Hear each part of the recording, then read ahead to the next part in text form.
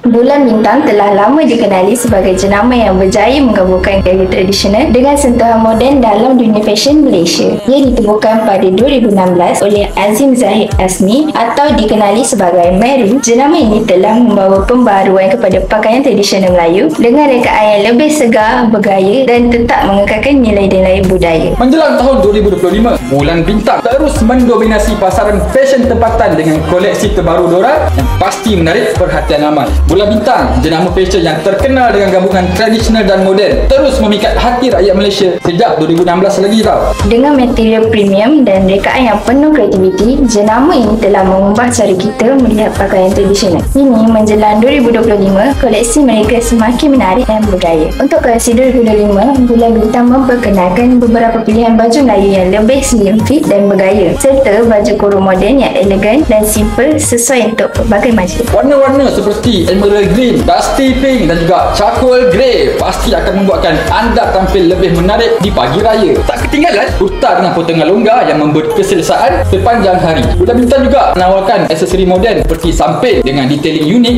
yang menambah sentuhan istimewa pada pakaian tradisional kita.